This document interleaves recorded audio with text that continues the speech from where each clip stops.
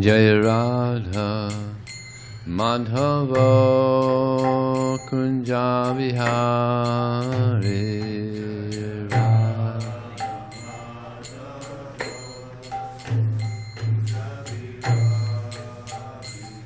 Jaya Radha Madhava Kunja Vihare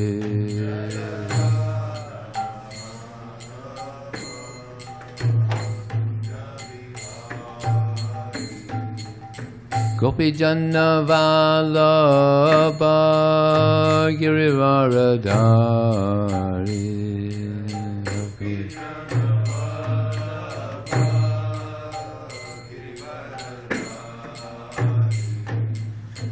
Gopi Janna Vallabha Girivaradhari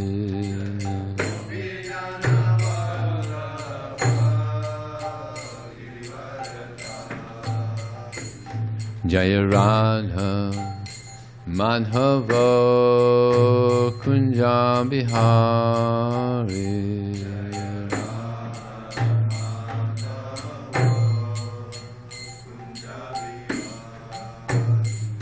Jaya Radha Madhava Kunja Bihari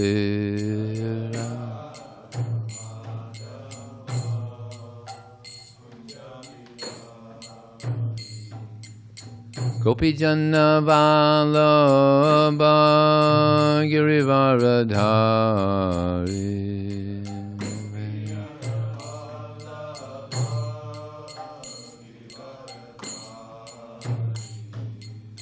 Gopi Janna Vallabha Girivaradhari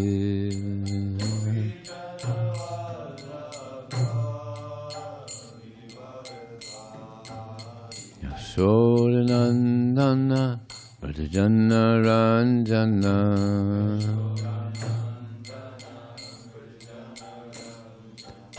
Yasodanandana Vratajanna Ranjana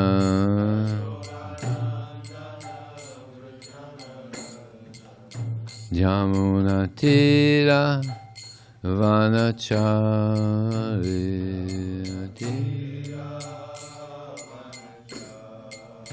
Yamuna Tira Vanachari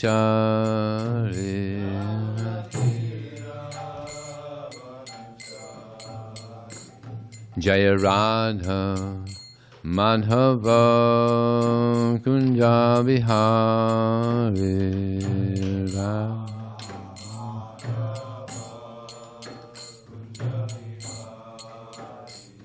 Jaya Radha Madhava Kunja Vihare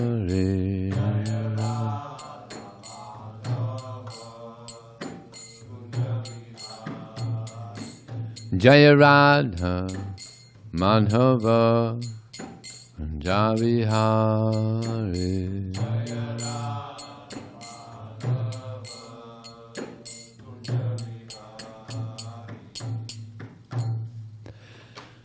Jayam Vishnupad Paramahansa Prabhujakacharya Asatosara Shishiman, His Divine Grace, Srila HG Bhakti Swami, Srila Prabhupada Ki, Anantakota Vaishnava Ki Jai, Namacharya, Srila Haridas Thakur Ki Jai, ISKCON Founder Acharya, Srila Prabhupada Ki Jai, Prem Sikha Shri Krishna Chaitanya, Prabhu Nityananda, Shri Advaita Gadadhar, Sivasati Gaur Bhaktivinoda Ki Jai, Shri Radha Krishna Gopinath Samakun Radhakun Giti Govardhan Ki Jai, Shri Vrindavanam Ki Jai, Shri Maya Purnavidam Ki Jai, Ganga Maya Ki Jai, Jamuna Maya Ki Jai, Tulsi Devi Ki Jai, Bhakti Devi Ki Jai, Somaveda Bhaktivinoda Ki Jai, Transcendental Book Distribution Ki Jai, Harinam Sankirtan Ki Jai, Gau Premanandi, all glorious some devotees, all glorious some devotees, all glorious some devotees, all glorious Shri Guru and Shri Gauranga.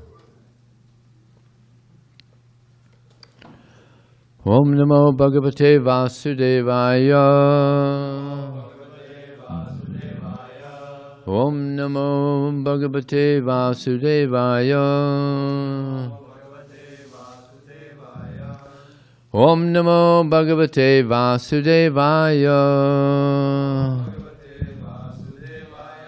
So this morning we're reading from Srimad Bhagavatam, Canto 5, Chapter 10, text number 15. And it is prose today, and David is going to give us a nice little reading here. Sachapi pandaveya sindhu salveya patis tattva jijñāsāyam samyak shadhayadi kutadikaras tadvidya granthi mochanam vijavacha ashutya bahuyoga grantha sammatam tadayavaduhya shidasa padamulam upasvataha chamapayan vigata nripadevam smaya uvacha. Saha, he, Maharaja Rahugana. Cha, also. Api, indeed. Pandaveya, O best of the Pandu dynasty. Maharaj Parikshit. Sindhu Sarviryapati, the king of the states known as Sindhu and Sauvira. Jijñāsāyang, in the matter of inquiring about the absolute truth. Samyak Shraddhaya, by faith consisting of complete control of the senses and the mind. Adhikara, who attained the proper qualification. Tat, that. Vidyaganti, the knot of false conceptions within the heart. Mochayanam, which eradicates. Dvijavachaha, the words of the Brahmana. Jada Bharata. Ashrutya, hearing. Bahuyoga Grantha Sammatam, approved by all yogic processes and their scriptures. Tvaraya, very hastily. Abaruya, getting down from the palanquin. Sirasa, by his head. Palamulam, at the lotus feet. Upashritaha, falling down flat to offer obeisances. Shamapayan, obtaining pardon for his offense. Vigata nripadeva smaya,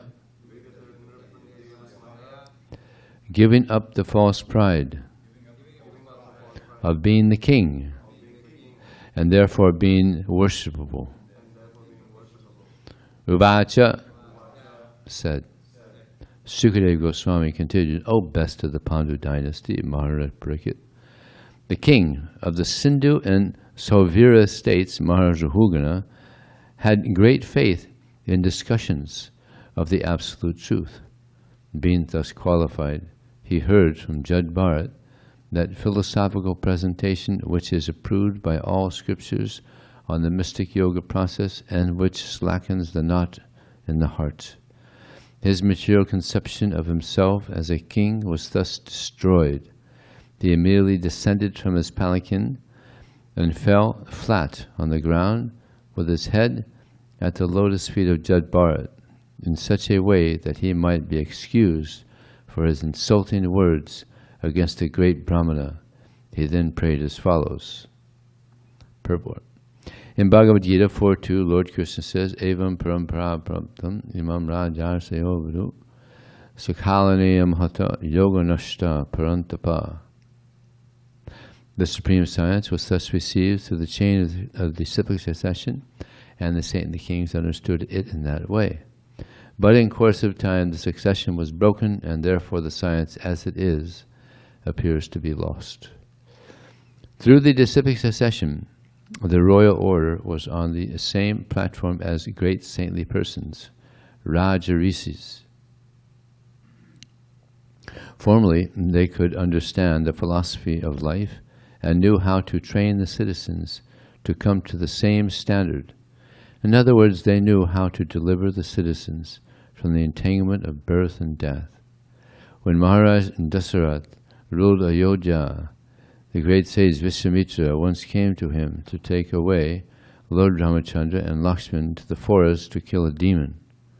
When the saintly person, Vishwamitra, came to the court of Maharaja Dasarath, the king, in order to receive the saintly person, asked him, Ahistham yat tat punarjanma jayaya. He asked the sage whether everything was going on well in his endeavor to conquer the repetition of birth and death. The whole process of Vedic civilization is based on this point. We must know how to conquer the repetition of birth and death. Maharaja Rahugana also knew the purpose of life. Therefore, when Jada Bharata put the philosophy of life before him, he immediately appreciated it. This is the foundation of Vedic society.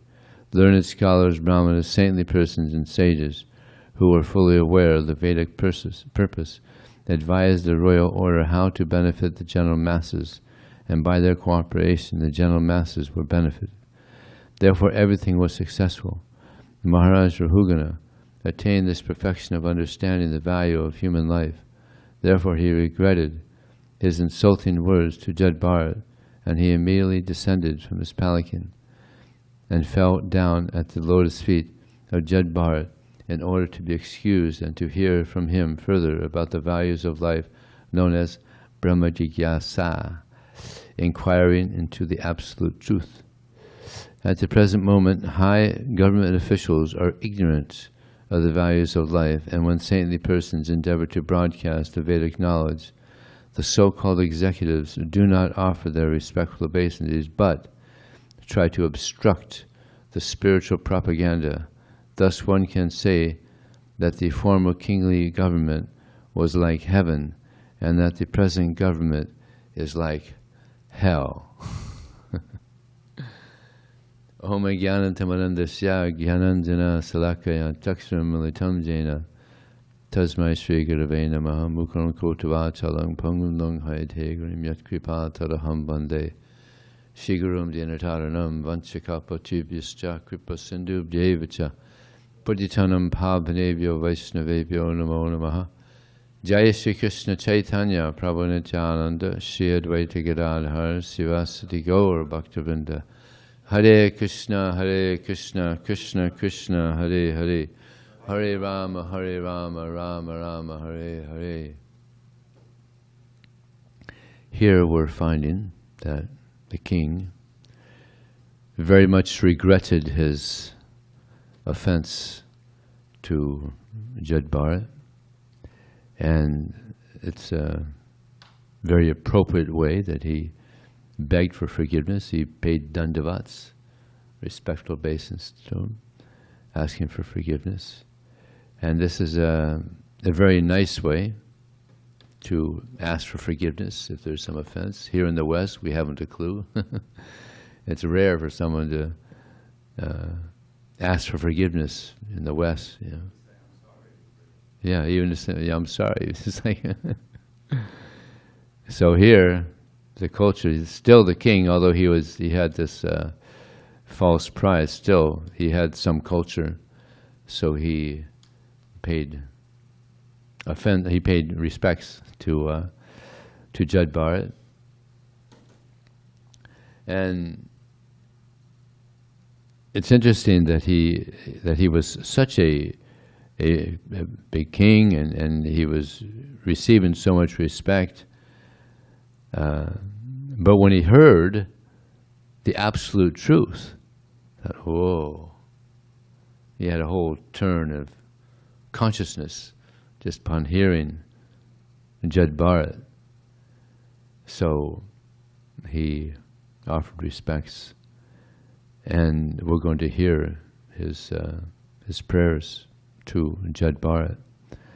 So it's not difficult to understand someone becomes a king, or a president, or a prime minister. You become proud, the false ego is there. So he was a little bewildered by pride, in asking Jada Bharata to be this palanquin carrier. Now, Jada Bharata, he had also become bewildered. He was a big king. He was the king of the world. I mean, I don't know what position this king had. Different kingdoms they had. There was little kingdoms within a bigger kingdom. So he had a little smaller kingdom. He wasn't the king of the world, but he was a king, and he was bewildered by that. Jada Bharata, he was the king of the world. Therefore, the world used to be called Bharatvarsh after King Bharata. So he also became bewildered, ironically, by a little fawn on the level of Bhav. He was on such a high, but he became bewildered by a fawn. So he thought, well, I was bewildered. I didn't have anybody to help me, but so now I see this king, he's bewildered by false pride. Let me give him some help. So this was this king's advantage, is that there was a devotee there to help him get out of this false conception of who he was. He was in this big illusion that he's a king, but actually he's just a spirit soul, very small, insignificant soul.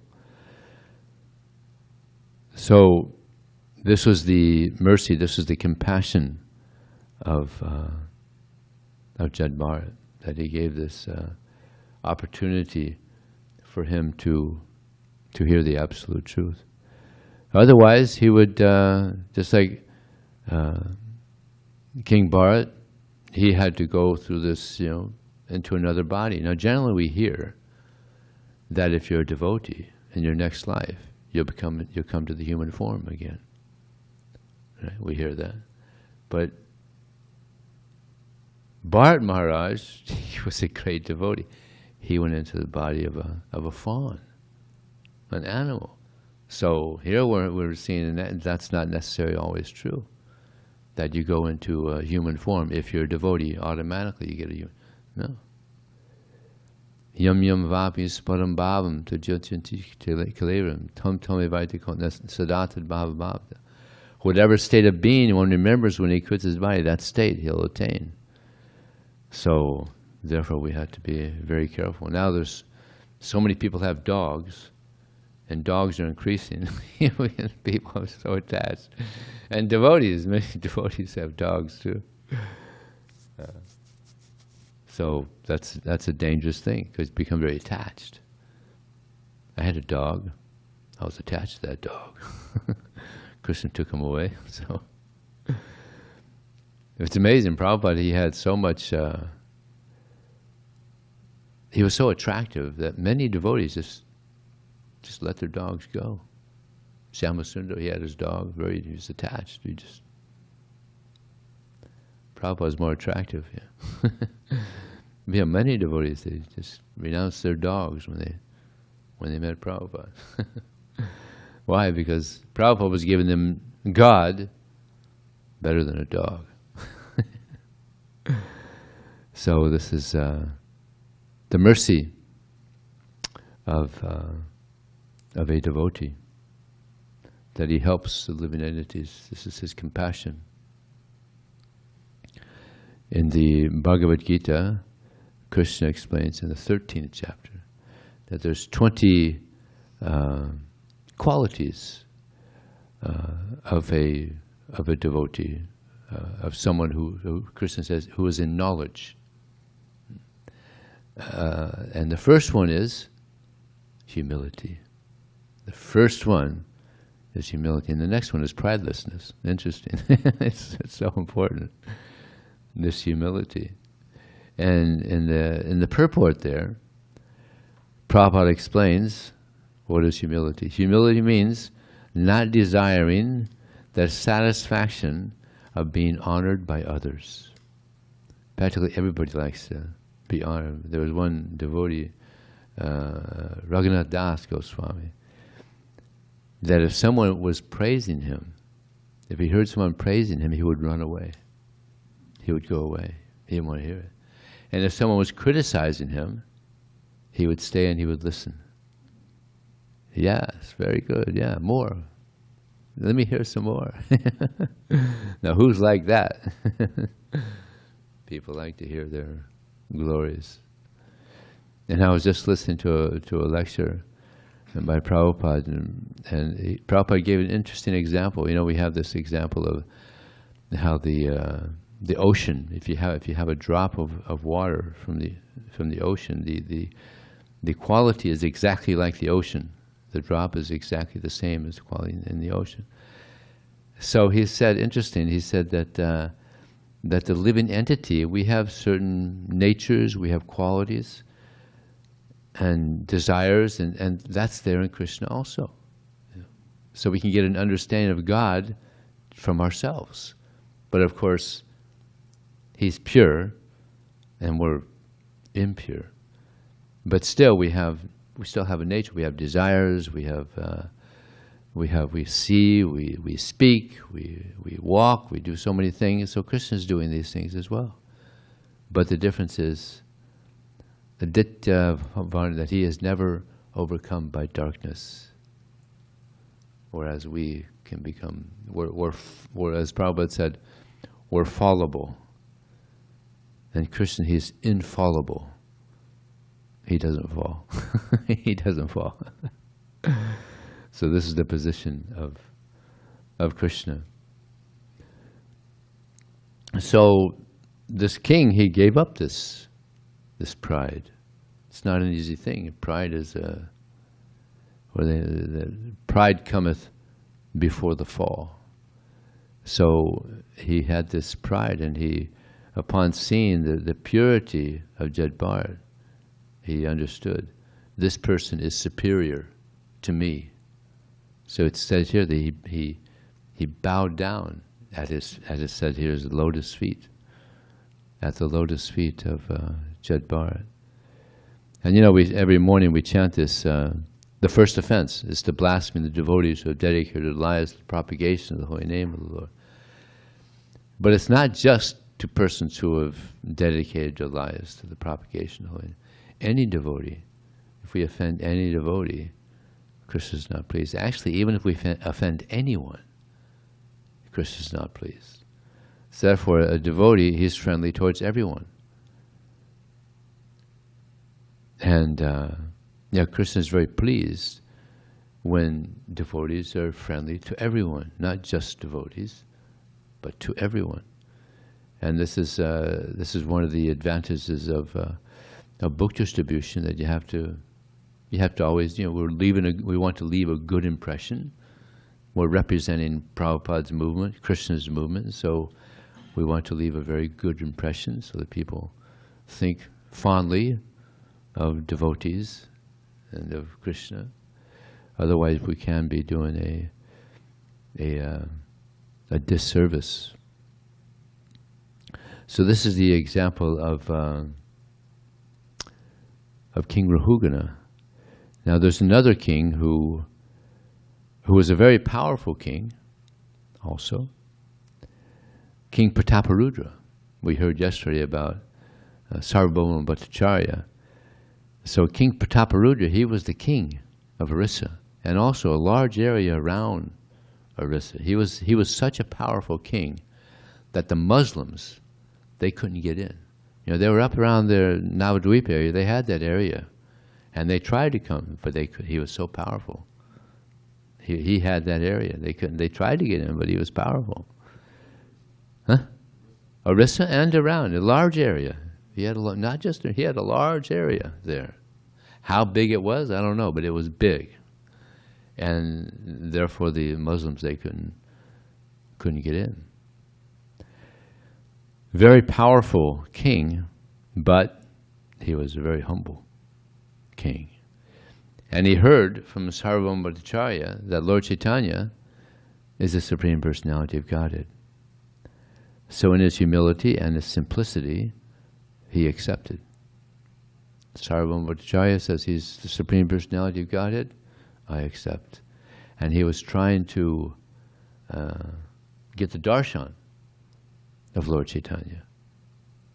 But because he was a king, Lord Chaitanya, he wouldn't give it, because it was unheard of for a saintly person to associate with the pounds and pennies, pounds and pence, as they say. Person, a worldly person, women, and generally kings, they have women and money and contamination. So, yeah, it was unheard of. But the devotees of Lord Chaitanya are even more kind than Lord Chaitanya. So they told him a plan. They gave him a plan. This is how to get the darshan of Lord Chaitanya. Lord Chaitanya is going to go on Rath Yatra. Now, also what really pleased Lord Chaitanya is that during Rath Yatra, this king, this powerful king, would sweep the street. This is what the Sudras do. He would sweep the street before the Jagannath Rath Yatra cart came through. So Lord Chaitanya was like, wow, that's like, I mean, nobody did that. No one did that before. Golden handle, yeah. It was unheard of, for a king to sweep the street. I guess he was probably the first one to do that. So that just melted the heart of Lord Chaitanya Mahaprabhu. So devotees, they could see that too. So devotees came up with a plan that during Rath Yatra, Lord Chaitanya, he's going to be tired. He's going to go into a certain little garden and he's going to rest. And when he goes in there, you massage his legs and you chant from the 10th canto, 5th chapter, I think it was. 31st chapter. These are the songs of the gopis. Now he had memorized this. Yeah, he was he knew these verses. So and they said, and take off your kingly garb. Go in like a mendicant, dress like a mendicant. So he took off all his, royal dress, and he just put on the cloth of mendicant, went in, paid obeisances, and started. Lord Chaitanya, he's resting, so he's massaging, and he's chanting these verses, and Lord Chaitanya is very pleased. And then he comes to one verse, Tavakatam ratam tapta jivanam kavirbaiditam kama sabham Shravanamangalam Srimad Bhagavatam Bhuvikarantani Bhuridajana.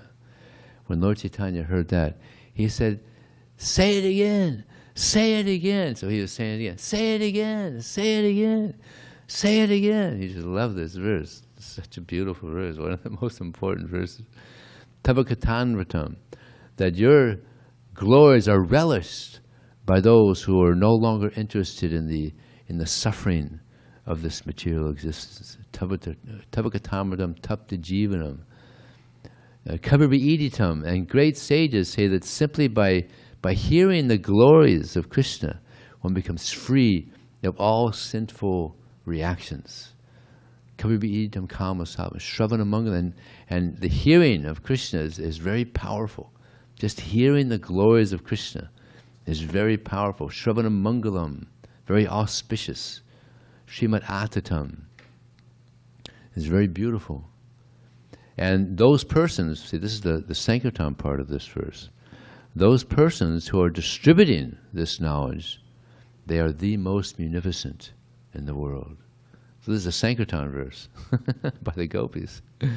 Those persons who are distributing this knowledge of the glories of Krishna, they are the most munificent.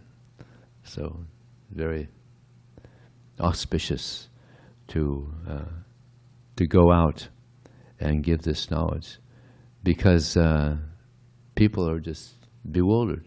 Just like the king, he was bewildered, false pride. And Bharata Maharaj, he was bewildered by this fawn. So what to speak of the people in the world now, Kali Yuga, deep in Kali Yuga? People are bewildered. Bewildered, don't know what's going on. I remember I was distributing books one time, and I was talking to one gentleman, one young man, And as we were talking, he said, yeah, not long ago I was thinking of committing suicide. I said, well, why? What happened? Oh, I was involved with this lady, and pretty much she subtly destroyed me. I said, well, these books will help you transcend such a bewildered state of consciousness. And he said, yeah, that word bewildered, that's what I was. I was bewildered. She bewildered me and caused so much suffering to me. And he opened up the book, and when he opened up the book, he saw the word again, bewildered. He said, there it is again, bewildered. So I said, yeah, this helps people come back to normal consciousness. Our normal consciousness is to be God conscious. So I was talking for about 10 minutes, and then he opened up the book again, and he saw the word there again. So he took a book, happily. He said, you know, I've been struggling with this for the past few months, and in the just 10 minutes that I've been speaking to you, I've felt so much relief. So I'm definitely going to read this book. Yeah. So another time I was distributing, and I was called over this gentleman, and he was so stressed out. I said, what's wrong? He said, man, even if you punched me in the face as hard as you couldn't make me feel any worse than I do right now. I said, well, what happened? He said, I've been married for 25 years, and a man just walked off with my woman. He was like, he was devastated. He got a book, though. I said, well, this will help you. Of course, it's not just men giving, women a hard time. Women giving men a hard time. It's men giving women a hard time. That happens. The big problem is violence, right? Yeah. Men become violent with women. So relationships are difficult. In Kali Yuga, very difficult. And I was just thinking that there's a lot of disappointment. I mean, everybody wants to have a relationship, but there's a lot of disappointment in relationships. Men with women, women with men, just a lot of disappointment. But if we give our life to Krishna, there's no disappointment. Krishna won't disappoint us. We'll be very happily engaged in the service of Krishna. And this is what we want. We're all looking for happiness. And this is actually an important quality of someone who wants to take a leadership position. Not just being happy, but being able to liberate. Guru na sasyat, svajano na sasyat, pitana sasyat, svajani na sasyat. That one should not become a guru, one should not become a husband, one should not become a mother, one should not become a leader, one should not become a demigod, unless one is able to deliver one's dependence. Yeah. So one shouldn't be a president or a prime minister or a king unless they're qualified to deliver the dependence. How does it feel? So I'll mute him. Sorry. Mute it. He's muted now. No Okay. worries. So, and it's interesting. I was just thinking about this statement here by Maharaja Dasara. When he met the king, he said, "Ahistam yat tat punarjanma jayaya." He asked the sage whether everything is going well in his endeavor to conquer the repetition of birth and death. So I was thinking, well, what a nice way to greet each other, Haribo, how are you doing in your endeavor to conquer the repetition of birth and death? How are you doing in your endeavor to go back to Krishna, go back to God? Instead of, hey, Haribo. This is an interesting way to greet one another. Of course, you couldn't do that every day, but but if you haven't seen a devotee for a while, how are you doing, Prabhu? In your endeavor to go back to Krishna, to stop the repetition of birth and death. And actually, Prabhupada says in one purport that the greatest fear of a devotee is to again enter into the cycle of birth and death, because you don't know what body you're going to be in. You might be a bird. Birds they're very fearful. You see them, they're eating and they're always scared. A lot of anxiety. Who's going to come and get me? You're in a spider body. I remember I was in Australia, in the bedroom in Australia, one bedroom there that I was staying, and one insect got caught in a net. And the spider was coming right at him. Now the insect is, they're flying around trying to get out of it, but you can't get out. Once you're in that net, you're stuck. The web, yeah. Once you're in that web, you're stuck, and the spider's going at him. I'm chanting my japa, and I'm thinking, oh my God, this guy's going to devour him. Well, I'm sitting there chanting japa, so I couldn't take it. So I got the little insect free. I let him go. Otherwise, I'd just be sitting there chanting japa, watching him being killed, right before me. Yes. Wouldn't that affect the karmic reaction? Because what if that fly, was supposed to die, or then also? Well, it's the karma.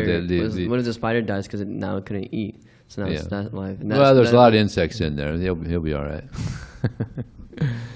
But yeah, I mean, it is.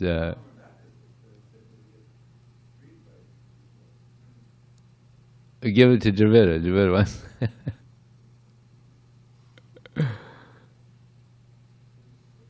Particular insect was freed, but his karma was to be freed by Vijay, and his next birth was a bhakta. I don't know about that. All he could do was think of that wonderful person who saved me. In the Australian group.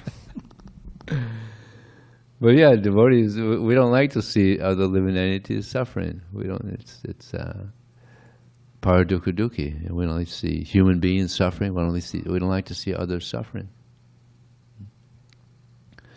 But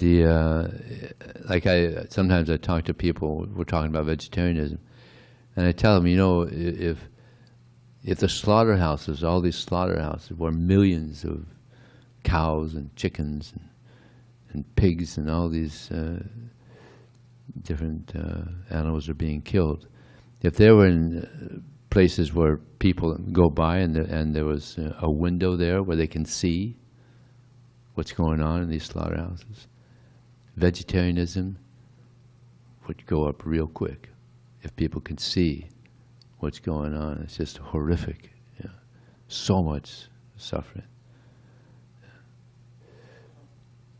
So, we don't like to see that. We want to try to free people and free other living entities from suffering. There was one instance where it was a little bit going off a little bit. These two devotees, they wanted to blow up a McDonald's, and word got out to Prabhupada. Said, "Tell them don't do that. You can't do that." I mean, I don't know how many years you go to jail for something like that, but I mean, it's not good that they're doing that. But yeah, it wouldn't be a good for our movement to hear such a thing as well. But the point is that we feel terrible about the suffering of the living entities, all different types of living entities. So naturally, we try to help them. And Prabhupada mentions here in the last section of this purport that devotees, they want to help people. Here it says, what is it? It's a long sentence here. Oh, at the present moment, high government officials are ignorant of the values of life. And when saintly persons endeavor to broadcast the Vedic knowledge to help people. The so-called executives do not offer their respectful obeisances, but try to obstruct the spiritual propaganda. Thus one can say that the former kingly government was like heaven, and that the present government is like hell. Now what he's referring to here, I assume, actually I think he was going through this at this time in the Bhagavatam, was this problem in Bombay. They were trying to get this Juhu temple, and big government officials were obstructing. And one of them even said, should not have this bhajan, this is a nuisance. Early music and this nuisance. Oh, Prabhupada when he heard that, he was just like, oh. Again and again he would mention this, these demons, obstructing the chanting of Hare Krishna. And he would say this, Saratang kirtiyantamam yatantasya. Always chanting, because it's Krishna's words, always chanting my glories, endeavoring with great determination, bowing down before me, these great souls, they perpetually worship me with devotion, always chanting the glories of Krishna. And this rascal says nuisance. Oh man, I wouldn't want to be in his shoes when he left his body. Prabhupada was very upset with this, and he was an obstacle to getting the temple built. Of course, eventually, we were able to build the temple with many, many obstacles that Prabhupada crossed over. Even his own disciples canceled the contract, but somehow he was able to keep it going. They couldn't understand, how Prabhupada wanted this even, because there was rats around there. It was just a flat land. It was way outside, 2 hours away. They just couldn't understand. So and it was all this with Mr. Nair, and just a huge fight, But then Krishna, Prabhupada, he was just determined. No, this is what I promised Krishna, we're going to build a temple here for you. This is Prabhupada. This was the point. He made a promise to Krishna, we're going to build a temple here for you. And he was determined. He wasn't going to let down. And they did. Such a one of the most beautiful temples in ISKCON, and of course in Bombay. So, any question? Comment? Hare Krishna. Hare Krishna. One moment, Vijaya Vijay. Krishna. One moment. We have Yes, an I insight. can wait. No problem. Just to illustrate how much Krishna consciousness has changed me. Of course, I have a long way to go. But that story about the spider. Yeah. When I was about, 11, 12, a little kid running around with my friend, it was evening time, and we saw the spider web, nice spider web. And already there was one wrapped up moth or something who had been killed. The liquids inside had been sucked dry or something. I don't know how they, And we said, oh look, this is a moth who wandered into this web and he was killed by the spider. Let's see if we can go catch some more moths and throw them in there and see what happened. And we spent some time doing that, and we, in other words, by the influence of each other. I think if I was alone, I wouldn't have done that. But this is like with a friend. You can go up or you can go down. So I was actually in that mode of taking pleasure of watching these poor little moths suffer like anything. And there's a story in the Bhagavatam, and one yogi who was, as he was a child, Mundaka Muni, I think? Was it Mundaka? Mundaka, yeah. Mundaka Muni. And as a child, he had tortured some insect, and then he had to be impaled after death or something. It was some punishment, and and then he cursed Yamaraj to become Vidura. That's how Vidura, isn't it? Yeah, he got caught with some thieves, and they thought he was also one of the thieves. And they were going to put him one of those. Oh, impale him. They were going to. What they do is you fall down on these spears, okay. And they were going to do that to him. And then the word got out that actually he's a sage, and the king said, "All right, let him go." Yeah. Yeah. So even the threat, yeah.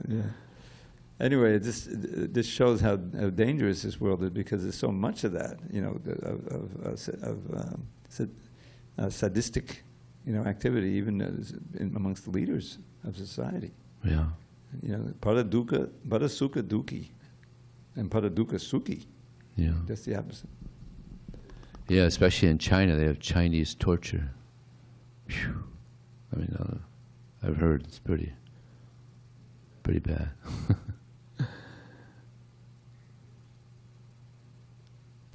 Thank you, thank you, Vijay Prabhu. So my question is, with the understanding that you were saying that a devotee doesn't offend anyone, not just other devotees, but just anyone in general, right? So we go on books, you know, we try to be polite and everything. But what if we get these like fanatical Christians? Like, what do we do then? You know, do we? Because like what I usually do is, you know, if they offend me or offend the literature, I just say, you know, I say like, please walk away, or like, you know, don't associate with me, or I'm just kind of like, I try to be nice as way to respectful say as I can. it. Please walk away. Yeah, but I don't know if that's like disrespectful. But also, like, how do you deal with like situations like that? Well, if someone is like really fanatical, and sometimes they even want to break up sales, and so I just tell them, can you just wait here? Because I'm going to go get the police.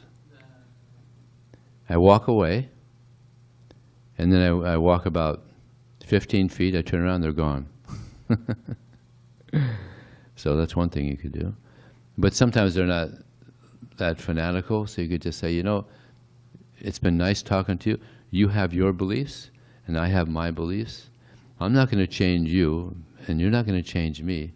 So why don't we just separate now in friendly terms, and you go your way, I go my way.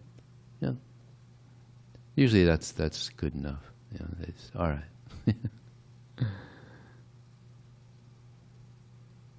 Vijay Krishna Prabhu, you're on.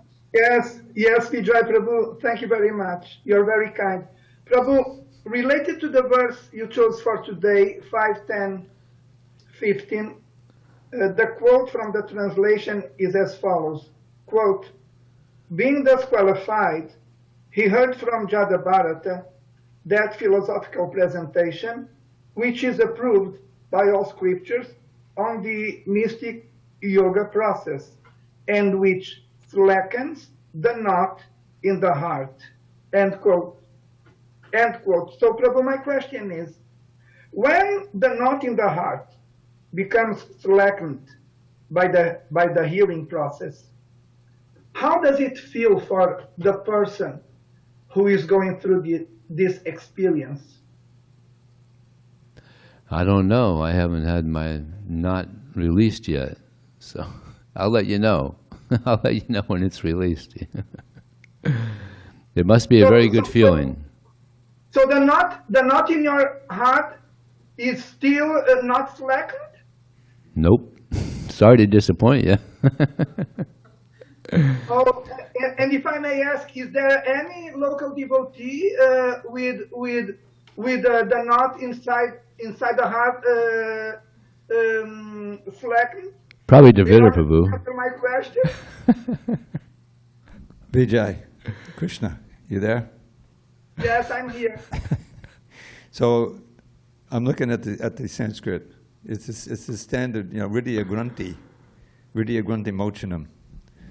And what Prabhupada is referring to here is, in the translation, is the many attachments that we have in the heart for material things, that Krishna consciousness slackens or cuts, sometimes it cuts those knots, you know, by intense practice of devotional service, proper practice.